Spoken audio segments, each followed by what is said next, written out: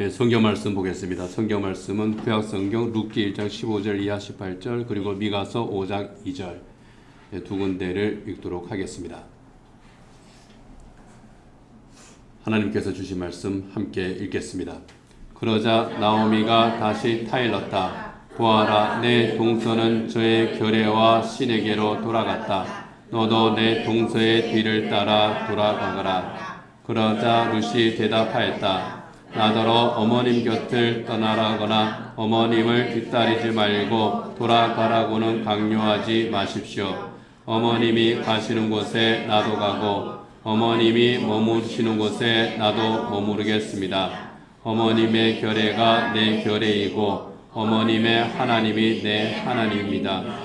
어머님이 숨을 거두시는 곳에서 나도 죽고 그곳에 나도 묻히겠습니다. 죽음이 어머님과 나를 떼어놓기 전에 내가 어머님을 떠난다면 주님께서 나에게 벌을 내리시고 또 더 내리신다 하여도 달게 받겠습니다. 나오미는 룻이 자기와 함께 가기로 굳게 마음 먹은 것을 보고 더 이상 말리지 않았다.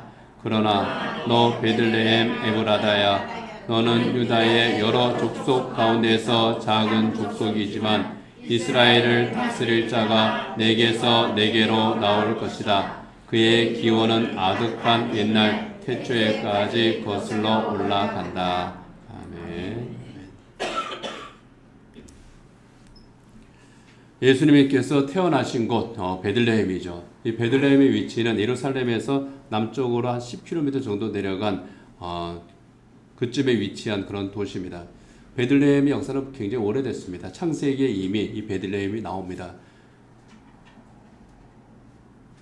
그리고 이 베들레헴은 무척 오래된 마을이면서 또 큰 도시는 아니었던 것 같습니다.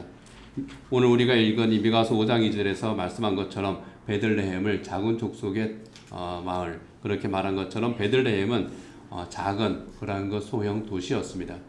예수님께서 태어났을 때만 해도 이 베들레헴의 인구는 대략 300명 정도였을 것이다. 그렇게 추정을 하니까 그다지 큰 마을은 아닙니다. 그러면 예수님께서는 이 세상에 구원의 왕으로 오시는 예수님께서는 왜 그 작은 마을 베들레헴에서 태어나셨을까요? 그 10km만 더 올라오면 예루살렘입니다. 예루살렘에서 태어나시면 좀 폼 나잖아요. 왕의 성 아닙니까? 다윗의 성, 왕의 성. 그곳에 태어나셨으면 왕의 왕으로 오신 예수님. 세상 모든 사람들에게 그보다 확실한 증거는 없습니다. 인류의 죄를 용서하고 구원하시는 그 하나님의 구원 계획을 실현하시기 위해서 이 세상에 오시는 예수님께서 왜 이 작은 마을 베들레헴을 택하셨을까? 그리고 베들레헴의 어떤 사람들을 통해서 하나님께서는 하나님의 구원 계획을 이루셨을까? 우리가 그것을 오늘 함께 생각해 보기를 원합니다. 왜 예수님께서 베들레헴에서 태어나셨는가? 그리고 이 베들레헴을 두고 하나님께서는 어떠한 일을 하나하나 이루어 나가셨는가 하는 겁니다. 베들레헴을 하나님께서 택하신 것은 베들레헴이 비록 작은 마을이지만 결코 작지 않은 그런 마을이었기 때문입니다. 베들레헴이 가지는 상징성이 있습니다. 이스라엘의 왕, 그 다윗의 고향이 바로 베들레헴입니다. 그 베들레헴에 하나님께서는 왕이 태어나신다고, 이스라엘을 다스린 자가 태어난다고 그렇게 하나님께서는 말씀을 하신 겁니다. 유대인들은 이 예언의 말씀을 그대로 믿었습니다. 이스라엘의 회복을 위해서 다윗의 후손으로 오시는 메시아에 대한 그 예언이 바로 이 말씀이다. 미가가 예언했던 바로 그때는요, 이스라엘이 완전히 멸망하기 직전이었습니다. 북쪽 이스라엘 왕국, 남쪽 유다 왕국, 이 아브라함의 후손들이 세운 그 나라가 이제 멸망해버리는 바로 그 시점이었습니다.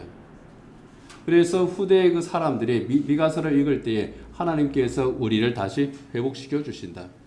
다윗의 후손으로 오시는 그 왕이 다윗이 이스라엘을 세운 것처럼 우리를 다시 회복시켜 줄 것이다.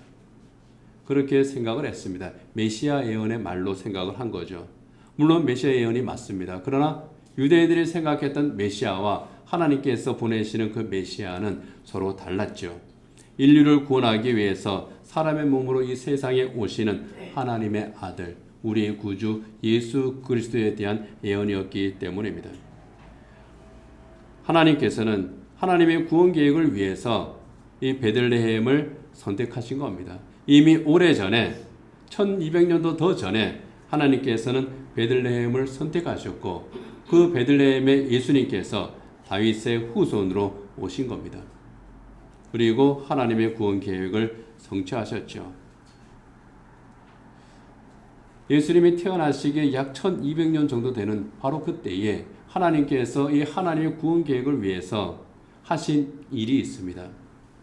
유대인들은 미처 생각하지 못했던 일, 그리고 그 당사자들은 자기들이 하는 그 모든 행동들이 하나님의 구원 계획과 연관되어 있다고 하는 것을 미처 생각하지 못했던 바로 그 일들이 베들레헴에서 일어난 겁니다. 사사시대입니다. 아직 이스라엘 왕국이 건설되기 전이죠. 이 사사시대에 유대 땅에 기근이 들었습니다. 가뭄으로 인한 것인지 또 다른 이유로 인해서 그런 것인지 모르지만 먹을 것이 없어졌습니다. 베들레헴에 살던 엘리멜렉이라는 사람이 있습니다. 아내 나오미와 의논을 합니다. 우리가 이곳을 떠나자. 저 모압은 먹을 것이 있다고 한다. 모압은 여기보다 더 살기 좋은 그런 곳이다. 우리가 그곳으로 가자. 얼핏 보면은 이 엘리멜렉이 참 먹고 살기 힘들어서 여기 있으면 굶어 죽을 것 같아서 그래서 모압 땅으로 떠나는 것 같은 그런 장면입니다. 그러나 룻기 전체를 이렇게 보면은요, 반드시 그렇지만 않습니다. 베들레헴에 살던 다른 사람들은 그대로 있었거든요. 그리고 이 엘리멜렉이 가난한 사람이 아니었거든요. 어느 정도 재산이 있었던 사람입니다. 돈으로 바꿀 수 있는 것은 바꿨습니다. 다만 땅은 그대로 뒀습니다. 토지는 자기 마음대로 할 수 있는 것이 아니었거든요. 자기 집안 소유입니다. 돈으로 바꿀 수 있는 것은 다 바꿨습니다. 모압 땅으로 갔습니다. 더 살기 좋은 곳, 그곳으로 요즘 말로 하면은 이민을 간 거죠. 가난한 사람이 먹고 살기 위해서 옛날 60년대, 70년대에 지방에서 서울로 올라온 것과는 차원이 다른 겁니다. 자기가 볼 때에 여기에 있는 것보다 더 나은 환경에서 우리가 살아갈 수 있겠다 싶어서 떠난 겁니다. 그런데 모압에서 그들의 삶 평탄하지 못했습니다. 아마 10년에서 10수년 그 사이를 그곳에서 살았던 것 같아요. 그런데 모압으로 가서 이 엘리멜렉이 갑자기 죽었습니다. 두 아들을 결혼시켰는데 이 두 아들도 죽었습니다. 10여 년 그 상관에 일어난 일입니다. 둘째 나오미는 혼자가 됐습니다. 나오미 곁에는 두 아들과 결혼했던 며느리 두 사람만 있습니다. 모압 사람들입니다. 나오미가 사는 낙이 없었을 거예요. 그런 나오미에게 소식이 하나 들렸습니다. 자기가 떠나왔던 고향 땅 베들레헴에 풍년이 들었다는 겁니다. 모압 땅에 더 이상 희망이 없습니다. 나오미가 결심합니다. 돌아가자. 어떻게 보면 참 계산적인 그러한 그 사람인 것 같아요. 베들레헴을 떠날 때도 계산을 해보니까 여기 있는 것보다 모압으로 가는 게 더 나을 것 같아요. 현실적인 사람입니다. 선택입니다. 모압에서 다시 보니까 베들레헴으로 돌아가는 게 더 나을 것 같아요. 결정을 합니다. 베들레헴으로 돌아가자. 베들레헴에서는 모압 땅으로 떠나갈 결심을 하고 모압 땅에서는 베들레헴으로 다시 돌아갈 결심을 합니다. 그리고 두 며느리를 불러서 이야기를 합니다. 나는 이제 고향으로 돌아간다. 너희는 모압 사람이니까 모압 땅에 남아라. 그리고 여기에서 새 출발을 해라. 너희가 아직 젊은데 나 따라가서 고생하지 말고 여기서 새 출발을 해라. 그랬을 때에 기련이라고 하는 그 아들의 아내 오르바는요. 네, 알겠습니다. 하고 모압 땅에 남습니다. 그런데 말론의 아내 룻은 나오미를 따라서 베들레헴으로 가겠다고 그럽니다. 이 오르바는 여기 남아. 그러니까 처음에는 아닙니다. 따라가겠습니다 하다가 계속 그래도 너는 여기 남아라. 그러니까 그 말에 순종을 했습니다. 이 룻은 고집을 피워요. 따라가겠습니다. 뭐라고 그럽니까? 1장 16절 한번 같이 읽어보겠습니다. 그러자 룻이 대답하였다. 나더러 어머님 곁을 떠나라거나 어머님을 뒤따르지 말고 돌아가라고는 강요하지 마십시오. 어머님이 가시는 곳에 나도 가고 어머님이 머무르시는 곳에 나도 머무르겠습니다. 어머님의 결례가 내 결례이고 어머님의 하나님이 내 하나님입니다. 그 뒤에는 또 뭐라 그럽니까? 죽음이 우리를 갈라놓기 전에는 내가 어머니를 떠나면 내가 저주를 받아도 나 아무 할 말이 없습니다. 그 정도로 아주 강력하게 어머니를 따라가겠다고 말합니다. 어머니의 하나님이 내 하나님입니다. 어머니의 민족이 내 민족입니다. 나는 모압 사람으로 태어났지만 나는 이제 하나님의 사람입니다. 그런 신앙 고백적인 선언입니다. 나오미가 말릴 수가 없습니다. 아마 속으로 그랬을 거예요. 야, 네 믿음이 내 믿음보다 좋다. 뭐 그랬을지도 모르겠습니다. 성경에 기록되어 있지 않으니까 우리가 모르겠지만 저라면은 그럴 것 같아요. 야, 참 독하다. 네 믿음이 내 믿음보다 훨씬 낫다. 그래, 함께 가자. 모압을 떠나서 베들레헴으로 향합니다. 베들레헴으로 돌아온 이 고부간이 시어머니와 며느리가 겪은 일들을 기록한 책이 바로 성경의 룻기죠. 룻은 베들레헴에 정착합니다. 우여곡절 끝에 보아스와 결혼을 하죠. 보아스와의 사이에서 아들을 낳습니다. 그 아들의 아들이 다윗입니다. 그 아들의 아들이 다윗입니다. 하나 빠졌습니다. 이방 여인인 룻이 이스라엘 왕의 증조 할머니가 된 겁니다. 그리고 더 놀라운 일은 훗날 천년도 훨씬 더 지나서 예수님께서 그 후손으로 이 세상에 오신 겁니다. 이것이 예수님께서 태어나시기 약 1200년 전 베들레헴에서 일어난 한 사건입니다. 여기에 나오는 등장인물들 나오미와 룻, 보아스, 인구 300명 정도밖에 안 되는 작은 마을에 사는 사람들이었습니다. 보통 사람들이죠. 저희들과 별반 다를 바 없는 그런 시골 사람들. 저희는 시골 사람들이 아니라 서울 사람들이죠. 경기도 사람도 있고요. 그냥 평범한 사람들이었습니다. 그런데 놀랍게도요, 하나님께서는 그들을 하나님 구원 계획에 쓰임을 받는 특별한 사람들이 되게 하셨다는 겁니다. 하나님의 구원 계획에 동반자들이 된 거예요. 자기들도 모르는 사이에 하나님께서는 그들을 통해서 하나님의 구원 계획을 진행시킨 겁니다. 각각의 처지와 환경, 그들의 신앙과 인격을 통해서 하나님께서 하나하나 하나님의 일을 진행하셨다라 하는 겁니다. 축구를 좋아하는 분들은 빌드업이라고 하는 말이 참 익숙할 겁니다. 빌드업은요, 차근차근 일을 진행해 나가는 과정을 빌드업이라고 하죠. 목표를 세웁니다. 축구에서는 상대편 골대죠. 목표를 세우고 그 목표를 달성하기 위해서 여러 가지 포스트를 정하고 또 이제 축구 선수들은 누구에게 패스를 하고 그 패스를 또 누구에게 하고 그렇게 해서 마지막에 골을 넣는 과정에까지 이르게 하는 그러한 전술이 바로 빌드업이죠. 하나님께서 진행하신 하나님의 구원 계획의 실행 과정이 그 빌드업과 비슷했다 하는 겁니다. 에덴 동산에서부터 하나님의 빌드업은 이미 시작이 되었죠. 인류를 죄와 사망의 권세로부터 구원하기 위한 하나님의 구원 계획.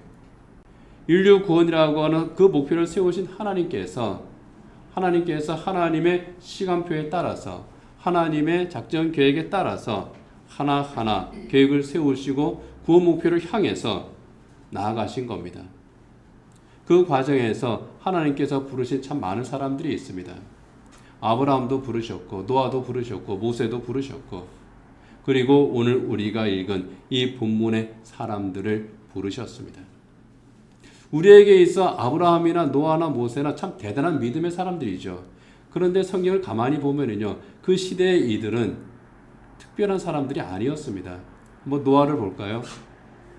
노아가 열심히 방주를 만들었습니다. 노아 개인의 믿음은 너무너무 좋아요. 방주를 만들면서 사람들에게 말합니다. 하나님께서 이제 너희들의 죄 때문에 심판하실 거야. 이 구원의 방주에 너희가 올라타야 너희 구원받을 수 있어. 그런데 그런 노아의 말을 들은 사람, 몇 사람입니까? 한 사람도 없어요. 자기 가족밖에 없습니다. 내가 누군가에게 열심히 그냥 온 힘을 다해서 몇십 년 동안 이야기를 했는데 그 말을 들은 사람이 한 사람도 없습니다. 어떤 면에서 보면은 자괴감이 클 수도 있는 그런 상황 아닙니까? 노아 보통 사람이에요. 아브라함은 또 어떻습니까? 위대한 믿음의 사람이지만 이 아브라함도 보면은요, 그냥 그 하는 일들 가운데에서 여러 가지 실수, 비겁한 일도 많이 합니다. 자기가 살려고 아내를 사지에 몰아넣기까지 한, 참 어떻게 보면 참 못난 모습이 있는 그런 사람이에요. 모세는 또 어떻습니까? 혈기 부리다가 하나님한테 혼난 사람이 또 모세 아닙니까? 우리가 가지고 있는 그런 모순들, 우리가 가지고 있는 결함들, 그런 것들이 다 하나하나씩 있는 사람들이 그들이었고, 결함이 있고 다른 사람들에게 크게 영향력이 없는 사람을 이끌어서 뭐라 그럽니까? 보통 사람, 평범한 사람. 그런데 하나님께서 그들을 불러가지고요, 하나님의 위대한 일을 맡기신 겁니다. 아무리 떠들어도 듣는 사람 없는 그 노아를 통해서 하나님께서 일을 하셨고요. 아브라함을 통해서 일하셨고요. 모세를 통해서 또 일을 하셨고, 그 특별한 일을 통해서 하나님의 특별한 사람으로 만들어 나가신 겁니다. 오늘 우리가 읽은 이 본문의 사람들이 바로 그렇습니다. 나오미나 룻이나 보아스나 평범한 사람들입니다. 그런데 그 평범한 세 사람을 통해서 하나님께서는 하나님의 일을 하신 겁니다. 첫 번째, 이 나오미를 우리가 생각해 봅니다. 나오미는요, 베들레헴을 떠났던 사람이죠. 베들레헴을 떠났다는 것은 하나님을 떠났다고 하는 뜻입니다. 하나님께서 주신 땅에서 그곳에서 하나님의 주시는 것으로 먹어야 되는 하나님의 백성이 하나님의 땅을 떠난 겁니다. 기근 때문이긴 하지만 나오미와 나오미의 남편 엘리멜렉 그 가족이 베들레헴을 떠나서 모압으로 간 것은요, 바로 그런 의미가 있는 겁니다. 하나님의 백성이 하나님의 땅을 떠난 겁니다. 하나님의 품을 떠난 거예요. 풍요와 성공을 찾아서 하나님을 떠나 세상으로 향하는 사람들이 가지고 있는 패턴입니다. 이유가 있는 거예요. 내가 살아야 되겠습니다. 지금보다는 더 낫게 살아야 되겠습니다. 그래서 베들레헴을 떠났습니다. 그런데요, 어떻습니까? 그곳에서 오히려 모든 것을 잃었습니다. 아들을 잃고 남편을 잃고 두 아들을 가슴에 묻었습니다. 무엇을 의미합니까? 가장 소중하게 여겼던 것, 성공하면 그 성공의 열매를 함께 나눠야 했던 바로 그들을 잃은 겁니다. 좀 극단적으로 이야기를 하면은 인생의 의미를 잃어버린 거예요. 왜 베들레헴을 떠났는지 그 목적을 잃어버린 거예요. 그래서 나오미가 뭐라 그럽니까? 내 이름을 이제는 나오미, 즐거움, 웃음이라는 그런 뜻의 나오미라고 부르지 말고 내 이름은 이제 괴로움이라는 뜻을 가진 마라라고 불러라. 깊은 상처를 얻고 돌아온 겁니다. 깊은 슬픔 가운데에서 베들레헴으로 돌아왔습니다. 나오미가 베들레헴으로 돌아온 것은요, 내가 이제 실패했으니 이곳에서 내가 더 이상 살아갈 수 없으니 내가 다시 고향으로 돌아갈래. 그런 차원의 것이 아니라 하나님께로 다시 돌아온 것을 말합니다. 하나님의 백성이 여러 가지 이유로 나름대로 합당하고 나름대로 합리적인 그러한 이유였겠지만은 그런 이유로 하나님을 떠났다가 이제 하나님 앞으로 다시 돌아온 겁니다. 그 돌아온 나오미를 하나님께서 품어주시는 거죠. 그 과정이 바로 또 룻기의 한 측면이기도 합니다. 슬픔을 벗어나지 못했던, 스스로 나는 괴로운 사람이라고 자책을 했던 그 나오미에게 하나님께서는 웃음을 찾아주셨고요.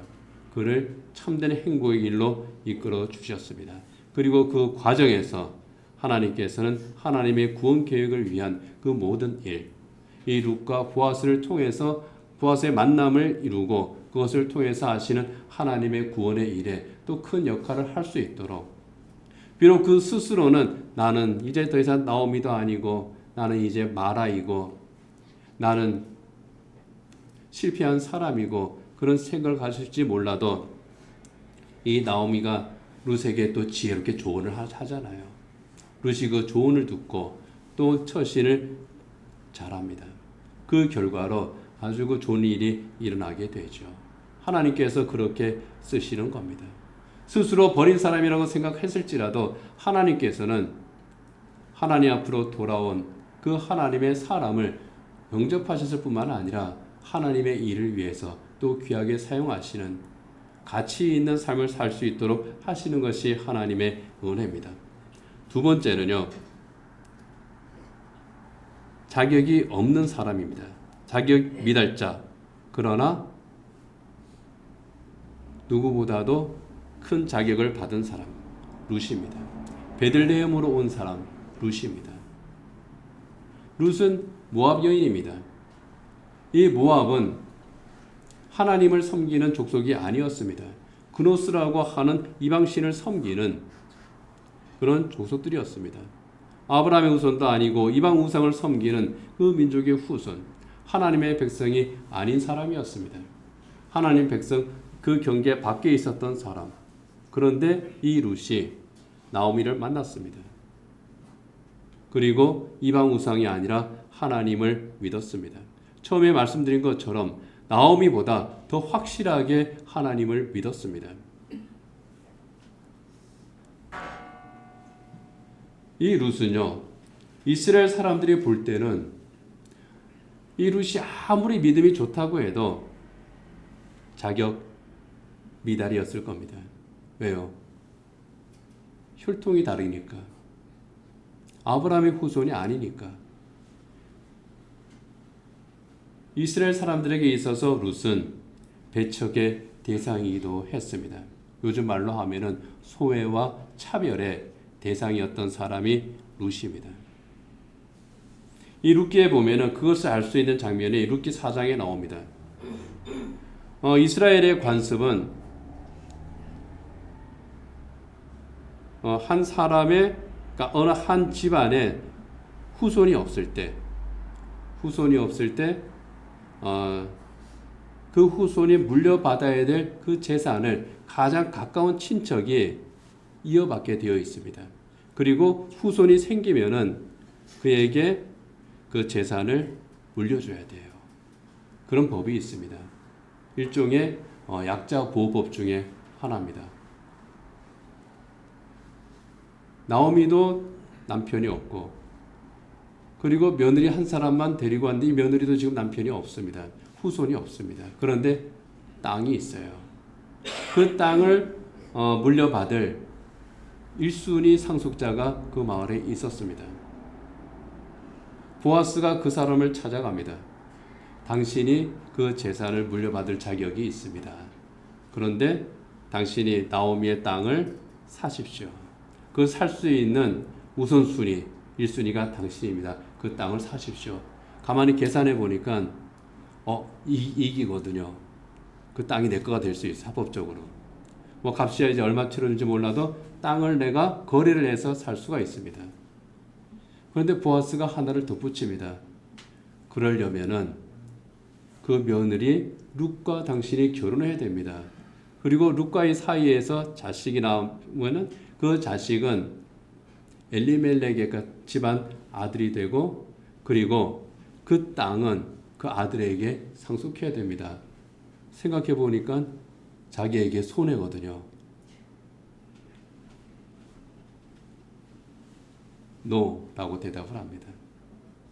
땅은 좋은데 룻과 결혼하는 것, 그리고 그로 인해서 나중에 생길 그런 불이익 생각하니까 노라고 말합니다.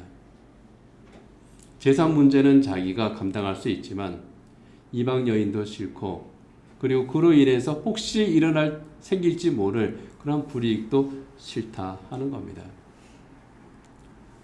배척이죠. 그러나 하나님께서는 배척하지 않으시는 분이라는 겁니다.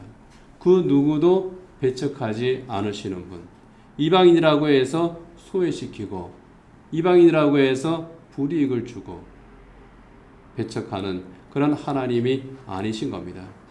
오히려 하나님께서는 이 룻을 도우십니다. 보아스를 통해서 룻을 돕고 그리고 나오미의 지혜로운 조언을 귀를 기울이게 하시고 이 룻의 앞길을 인도하셨습니다. 다윗의 중조할머니가 되고 그리고 그 혈통에서 우리 주님이 태어나셨습니다. 이방 여인이었는데 배척받는 그러한 그 처지의 사람이었는데 자기도 모르는 사이에 하나님의 구원 계획을 실행하는 하나님의 특별한 사람이 된 겁니다. 하나님의 집을 찾아왔을 때 하나님을 믿는 사람이 되었을 때에 하나님께서는 그 사람에 대해서 너가 과거에 어떤 사람이었는지 너의 혈통이 무엇이었는지 하나님께서는 그건 나와 관계가 없다라고 말씀을 하시는 겁니다. 그 인간 자체 하나님께서 구원하신 하나님을 영접한 바로 그 사람 자체를 하나님께서는 영접하시고 그에게 은혜를 베푸신 겁니다. 그리고 세 번째 사람 보아스죠. 베들레헴을 떠나지 않고 베들레헴을 지켰던 사람 그리고 그 인격으로 볼 때에 베르의 사람이었던 보아스입니다. 나오미와 엘리멜렉은 베들레헴을 떠났습니다. 그러나 보아스는 베들레헴을 지켰습니다. 그리고 이 보아스는 그 인격을 보면은요, 어려운 시기에 기근이 있었던 시기에 엘리멜렉은 나와 내 가족이 살기 위해서 베들레헴을 떠났지만 이 보아스는 그 어려운 시기를 살아가는 사람들과 함께 있을 뿐만 아니라 그들을 돕는 그런 사람이기도 했습니다. 참 훌륭한 그런 인격과 믿음을 가진 사람이죠. 그리고 보아스는 나오미와 룻에게 있어 참 큰 은혜를 베푼 그런 사람이기도 했습니다. 누구에게나 배려를 했던 사람. 정말 하나님의 사랑으로 하나님의 정말 성품을 닮았던 사람이다. 우리가 그렇게 생각할 수 있겠습니다.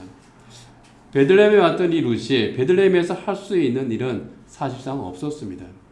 이방 여인이기도 했거니와 또 여인으로서 할 수 있는 일도 없죠. 그때에 홀로 된 여인이 할 수 있는 일이 딱 하나 있었습니다. 추수할 때에 추수꾼의 뒤를 따라다니는 겁니다. 이스라엘의 약자 보호법 가운데에 참 좋은 법 하나가 뭐냐 하면은 그 추수할 때 곡식을 이렇게 이삭을 베잖아요. 그러면 나달이 떨어지죠. 또는 이삭 줄기도 떨어지는 게 있습니다. 그러면은 그것을 싹싹 긁어 모아 가지고 같이 바구니에 넣어서 또 술에 실어서 가져가야 될 터인데 그렇게 하지 못하게 했습니다. 이삭 줄기가 떨어지고 나달이 떨어져도 그것을 너희들은 줍지 마라. 그것은 과부와 고아와 나그네를 위한 거다. 그 사람들이 따라다니면서 그것을 모읍니다. 이게 많지는 않겠지만 그렇게 모으면은 어느 정도 먹을 수 있는 그런 곡식이 되는 겁니다. 룻이 할 수 있는 일이 바로 그런 일밖에 없었습니다. 아마 추수꾼들 뒤를 여러 사람들이 따라다녔던 것 같아요. 룻도 그 중에 하나였습니다. 보아스가 그런 룻을 눈여겨봅니다. 추수꾼들에게 말합니다. 야, 곡식 나달들을 또 이삭들을 좀 더 많이 좀 떨어뜨려줘. 자존심 상하지 않게 너희들이 눈치껏 그것을 좀 떨어뜨려서 그것을 주워가게 해. 그래서 그 시어머니 나오미와 함께 좀 먹고 살 수 있도록 너희가 잘 좀 도와줘라. 이 룻이 그것을 알았습니다. 그래서 감사를 표했을 때에 이 보아스가 생색을 내기보다 이런 말을 합니다. 이건 내가 한 게 아닙니다. 그런 뉘앙스로 하는 말이죠. 룻기 2장 12절 같이 한번 읽어보겠습니다.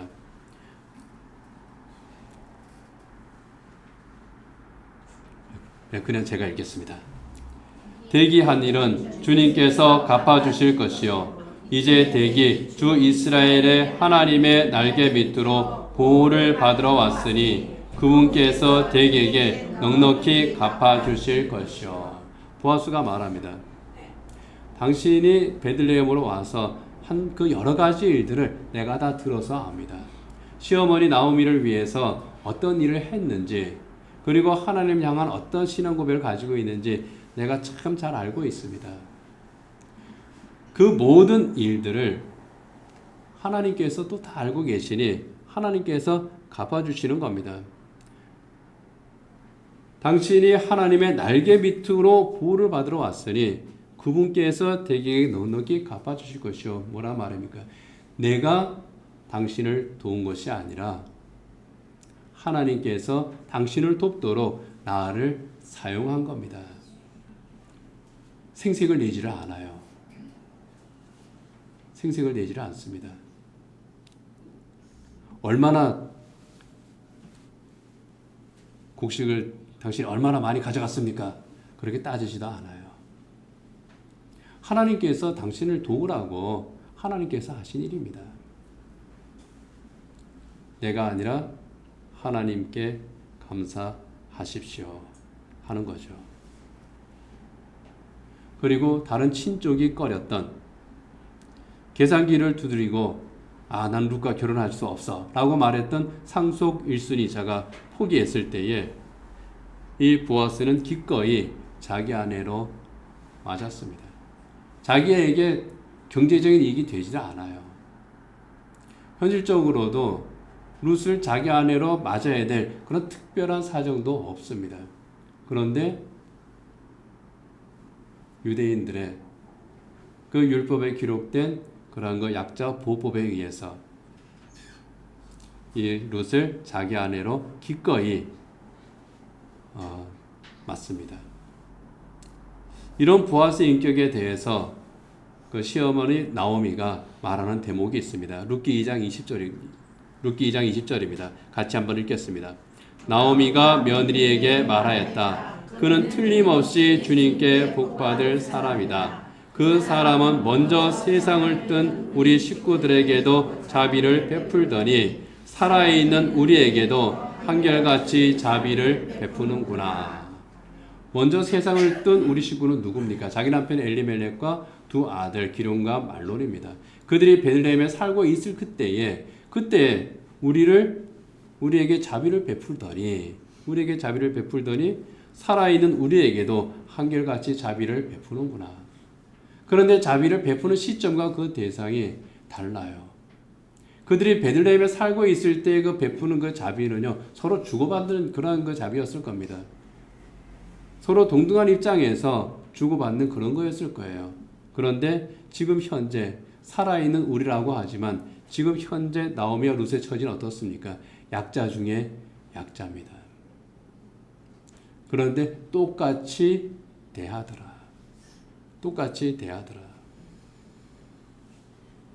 차별과 편견이 없이 대했다 하는 거죠. 다른 말로 하면은 인격적으로 대한 겁니다. 그리고 하나님의 법을 따라서 일을 처리했습니다. 그 하나님의 법은 자비의 법이죠. 그 자비의 법을 따라서 일을 처리한 사람 보아스, 하나님께서 정말 기꺼이 이 보아스를 통해서 하나님의 구원 계획을 위한 일들을 진행했을 겁니다. 그런 면에서 보면은 이 보아스는 그냥 평범한 보통 사람은 아니었겠습니다. 그러나 유명하지 않다는 면에서는 보통 사람입니다. 베들레헴이라고 하는 작은 마을, 그 작은 마을에 살던 보통 사람들. 그런데 하나님께서는 그들의 관계를 통해서, 그들의 만남을 통해서 하나님의 구원 계획을 진행시켰다라 하는 거예요. 하나님을 떠났으나 다시 돌아온 사람, 하나님을 믿고 하나님의 마을로 하나님의 백성들이 사는 곳으로 찾아온 사람, 그곳을 지킨 사람, 이 사람이 모여서 서로 만나서 하나님의 위대한 구원 계획을 이루어 갔다는 겁니다. 그들의 후손으로 하나님의 아들 예수님께서 세상에 오셨고 십자가에서 하나님의 구원을 성취하신 겁니다. 모든 것이 합력하여 선을 이룬다고 하는 그 하나님의 말씀처럼 정말 서로 다른 처지에 다른 환경에 있던 바로 그 사람들, 하나님을 믿었으나 떠났다고 돌아온 그 사람, 하나님의 백성이 아니었지만 이제 하나님의 백성이 된 사람, 늘 하나님의 백성의 자리를 지켰던 바로 그 사람이 만났고 그들이 서로 합력함으로써 하나님의 구원 계획을, 자기들도 미처 모르는 하나님의 구원 계획을 하나님께서 진행하도록 하신 겁니다. 보통 사람들을 불러서 하나님의 특별하고 놀라운 일을 함께하게 하신 사건, 그것이 바로 베들레헴에서 일어난 이 사건입니다. 하나님의 구원 계획은요, 그때에만 한시적으로 일어난 사건이 아니죠. 지속적으로 일어난 사건입니다. 지금도 현재 진행형인 그런 사건입니다. 하나님께서는 언제든지 하나님께서는 보통 사람들을 불러서 하나님의 위대하고 특별한 일을 하게 하시는 겁니다. 나오미와 룻, 이 보아스를 통해서 하나님의 일을 하셨고 아브라함과 모세 그리고 선지자들을 통해서 하나님의 구원을 예고하시고 그리고 예수님의 탄생을 준비하는 그 모든 일들을 맡기셨습니다. 오늘 우리에게 하나님께서 맡기시는 일은 무엇이겠습니까? 인류를 죄에서 구원하기 위해서 이 세상에 오셔서 십자가에서 구원을 성취하신 그 예수 그리스도의 복음, 내가 만난 예수 그리스도를 전하는 역할을 맡는 것, 그 역할을 맡기시는 것이 하나님께서 우리에게 주시는 하나님의 일 아닙니까? 그것이 바로 하나님의 놀랍고도 특별한 일이 아닙니까? 우리를 구원해서 하나님께서 하나님의 자녀가 되게 하신 그 하나님께서 우리에게 맡기신 일, 구원의 복음을 전하는 사명, 나오미처럼 또 룻처럼 하나님을 떠났다가 돌아왔거나 또 이 세상에서 내세울 것이 없는 그러한 사람, 그러나 그럼에도 불구하고 하나님께서는 우리를 구원하셨고 우리에게 구원의 복음을 전하는 그 사명을 맡기셨습니다. 보통 사람인 우리를 불러서 하나님의 특별한 사람이 되게 하셨습니다. 하나님의 특별한 일을 맡았기에 하나님의 특별한 사람들이죠. 성탄절을 우리가 맞습니다. 보통 사람들을 구원하기 위해서 보통 사람의 모습으로 이 세상에 오신 예수님의 사건, 그것이 베들레헴, 그 작은 마을에서 태어나신 예수님의 사건입니다. 다윗의 후손으로, 왕의 후손으로 하나님의 예언을 이루기 위해서 이 세상에 오셨지만은 그 장소로 베들레헴을 택하셨고 베들레헴에 정말 잠잘 곳이, 머무를 곳이 없어서 택한 어느 집, 그곳에 있는 그 구유에 몸을 누이셔만 했던 예수님. 겸손하게 낮아지신 그 예수님의 모습, 그것은 바로 보통 사람의 모습입니다. 보통 사람의 모습으로 세상에 오셨고 보통 사람인 우리를 불러 구원하게 하신 하나님, 우리를 특별한 하나님의 사람이 되게 하셨고 복음을 전하는, 복음을 간직하고 복음을 전하는 특별한 사명을 또 우리에게 주셨습니다. 성탄절의 계절입니다. 우리가 생각해야 될 대목 부분이 바로 이 대목인 줄 압니다. 나 같은 사람을, 나 같은 죄인을 우리 주님께서 부르기 위해서 이 세상에 오셨고 그렇게 불러주심으로 정말 하나님의 특별한 사람, 하나님의 자녀가 되게 하셨으니 그 은혜를 우리가 기억을 하고 또 그 은혜를 나누면서 살아가는 것, 그 은혜의 복음을 전하는 것이 우리의 사명인 줄 압니다. 그것이 성탄의 계절을 지나는 우리의 삶이 되어야 할 줄 믿습니다. 기도하겠습니다. 하나님 아버지, 평범한 사람, 어떤 면에서는 부족한 사람, 결함이 있는 사람, 주의 곁을 떠났던 그런 사람, 이 세상의 기준으로 볼 때에 부족한 것이 참 많은 그러한 보통 사람, 그런 사람들을 하나님께서는 버리지도 않으시고 외면하지도 않으시고 포기하지도 않으시고 하나님의 특별한 사랑으로 품어주셨습니다.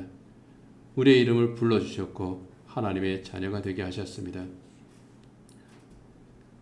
평범한 보통 사람, 상처가 있는 그런 사람들을 불러서 하나님의 위대한 구원의 일에 동참하게 하신 것처럼 저희들을 또한 하나님께서 불러서 구원하셨고 하나님의 자녀가 되게 하셨고 하나님의 구원의 일에 동참하게 하셨으니 그 은혜에 저희들 늘 감사하며 하나님께서 우리에게 맡기신 생애 소명이 무엇인지를 저희들이 생각하며 구원의 복음을 선포하고 또 나누며 하나님의 그 일에 헌신할 수 있는 저희들 될 수 있도록 우리의 삶을 통해서 하나님께서 주시는 놀라운 은혜들을 하나하나 이루어 나가는 복된 삶을 살아갈 수 있는 저희들 되게 하여 주시옵소서.